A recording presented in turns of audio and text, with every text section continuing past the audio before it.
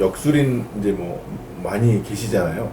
많이 네, 있죠. 예, 100% 맞다라고 판단할 수 있는 조건이 없거든요. 근데 좀 분별할 수 있는 방법이 있을까요? 제가 우선 이런 말씀부터 드릴게요. 이제 상식적으로 이런 역술이나 뭐 이런 신의 무속인들이나 이렇게 보는 분들한테 가장 여러분이 우선 이제 이런 좀 상식을 가졌으면 좋겠어요. 첫째 뭐냐면 점을 보는 행위가 있는데 점을 보는 것도 두 가지가 있어요. 첫째는 신점이 있고 두 번째는 역점이라는 게 있죠. 전자에 얘기하는 신점은 순수하게 신들림 현상에 의한 무속인이 그냥 자기의 영매가 자기 주장신이 일러주는 그 상태로 점을 보는 걸 신점이라고 그래요. 영점이라고도 하고. 그건 순수하게 신들림 현상에서 점을 보는 거죠. 두 번째 역점이라고 하는 건 뭐냐면 주역이라고 하는 그 책에서 괴를 뽑아가지고 그 주역에 의한 역점이라는 게 있어요. 이제 육효점이라고 하는데 점은 두 가지가 있죠. 근데 이제 포괄적으로 크게 생각하면 우리가 이제 어디 가서 일반인들이 문복을 하러 가면 무속인한테 보러 가는 경우가 있고 역술인한테 보러 가는 경우가 있죠. 후자에 속하는 역술이라고 하는 건 우리가 중국에서는 술수학이다 그러죠. 술수. 그래서 이제 그 술수학인데 술수학의 종류가 상당히 많아요. 얼굴만 가지고 그 사람의 운명을 보는 관상이 있고 생년월일시를 재료 삼아서 보는 사주명리학이 있고 또 뭐 이제 육효점도 있고 뭐 철판신수도 있고 태을수도 있고 자미두수라는 학문이 있고 기문둔갑이 있고 뭐 굉장히 그 종류가 다양하죠. 여기에 물론 풍수 다 포함되는 거예요. 근데 요런 영역은 학습에 의해서 누구든지 운명을 알아낼 수가 있어요. 그러다 보니까 사람이 하는 일이니까 학습에 의한 철학적 의미가 강하니까 이것은 100%라는 건 존재하지 않죠. 물론 신의 영역도 100%라는 건 없을 겁니다. 사람이 하는 일이기 때문에. 그래서 어느 정도 당신의 운명이 어떨 것이다 라고 추론해 보는 것이지 단정져서 얘기할 수 있는 건 아니라는 것을 제가 분명히 말씀을 드리고 전자에 얘기한 영점, 신점이라고 하는 것을 여러분이 좀 꼭 기억하실 게 있죠. 신들림 현상에 의해서 그것을 내 몸에 접신해 가지고서 점을 보는 분들을 무속인, 무당 그럽니다. 근데 그런 분들이 되게 이제 종류가 좀 있어요. 조상의 신령이 접신한 조상신이 있고 또 누구는 뭐 천신이 들렸다고 하고 뭐 이렇게 종류가 다양하죠. 그래서 무속인끼리 흔히 하는 얘기로 천신만신이라고 합니다. 엄청나게 다양한 신령이 있어요. 제가 경험한 제 주변의 과거에 있었던 동료 무속인들 보면 제가 사례를 하나 들어볼게요. 제가 대전의 용운동에 계셨던 한 분이 있었는데 그분이 젊은 나이에 시집을 왔는데 남편이 아마 팔남봉꾼이었나 봐요. 맨날 술 먹고 가정은 돌보지 않고. 그래서 이혼을 결심했는데 시아버지가 너무 간곡하게 말씀을 하셔서 참고 살았답니다. 그런데 어느 날 시아버지가 돌아가시면서 그랬대요. 내가 너 불쌍해서 너를 두고 어떻게 가느냐고. 내가 저 세상에 가거들랑 내가 널 저 세상에 가서라도 내가 널 좋아주마 했다는데 시아버지 상을 치르고 나서 사무제 되는 날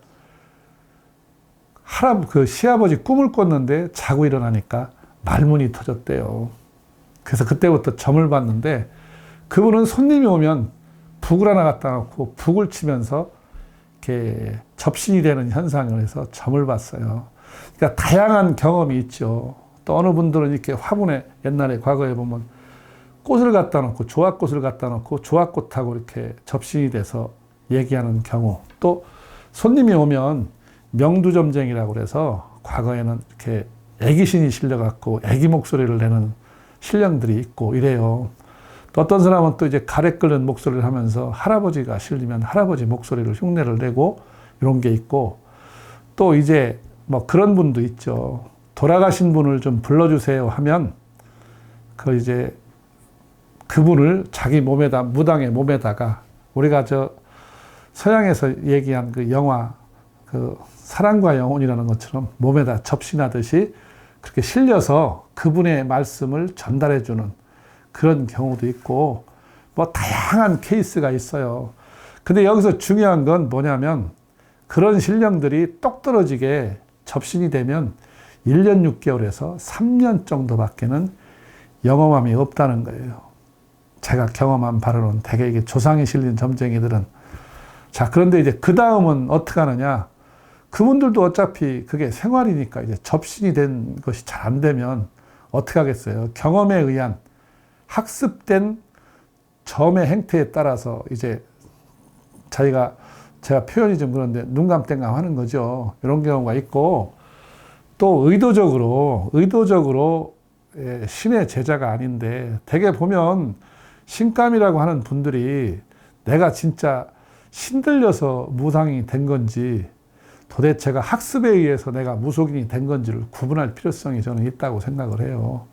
신은 인간이 선택하는 것이 아니라 신이 나한테 접신이 되는 것이지 내가 뭐 선택한다고 해서 신이 온다는 건 절대 아니라고 저는 확신을 갖고 있고 대개 일반인들이 문복을 하러 가서 무속인들이 생년월일을 물어보거나 이렇게 하는 경우 그리고 종이에다가 이제 그 사주팔자를 적거나 이렇게 한 사람들은 그건 진정한 무당이 아니다 이렇게 볼 수 있고 또 있어요. 점상을 앞에다 놓고 뭐 나이 물어보고 생년월일 물어보고 시까지 물어보고서 손가락을 들어가지고서 손가락 갖고 이렇게 찝는 운지하는 분들 이거 다 가짜예요. 죄송하지만 가짜라고요. 그러니까 그게 또 미안하니까 이 점상 밑에다 놓고 손가락질 하시는 분들이 있어. 뭐 구공을 보든지 뭐 사복결을 보든지 당사주를 보든지 하면서 그렇게 보는 습관에 의해서 보는 거는 학습된 점은 그건 0점이 아니죠.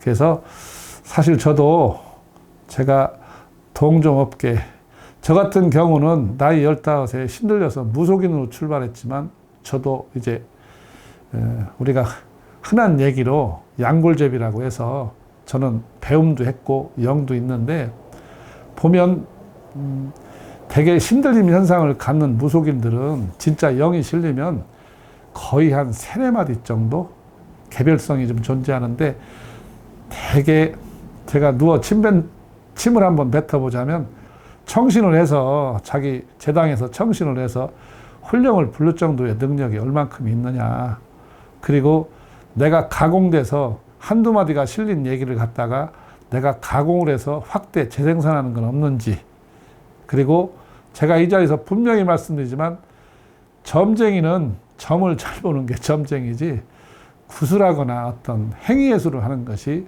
점쟁이의 기본은 아니다.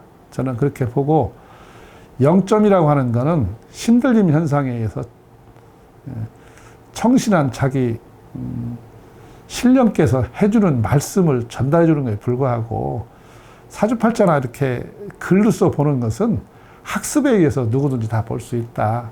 이렇게 봐서 여러분들도 내가 궁금한 문제에 대해서 인생의 미래에 대해서 보러 가시려면 선택을 좀 하셔야 돼요. 무속인한테 가서 보겠다. 무속인한테 가서 보면 이분이 첫마디나 이렇게 하시는 그 점사의 내용이 어떤가를 보고 뭐 생년월일 물어보고 일단 이렇게 하면 그거는 제가 볼 때는 가짜가 아니겠느냐 저는 이렇게 보고 또 학습된 어떠한 상태로 보는 사주팔자나 뭐 육효점이나 뭐 여러 가지가 다양한 게 있어요. 뭐 관상이나 여러 가지가 있는데 그건 어차피 학습된 학습 능력에 따라서 편차가 있는 거니까 그건 그대로 받아들이는 것이 좋지 않겠느냐 저는 그렇게 생각합니다. 그래서 제가 뭐 오늘 과도한 말씀 같은데 제가 무당 감별사라고 제가 이렇게 말씀을 드릴게요. 근데 그런 걸 일반인들이 좀 정확하게 아셨으면 좋겠다.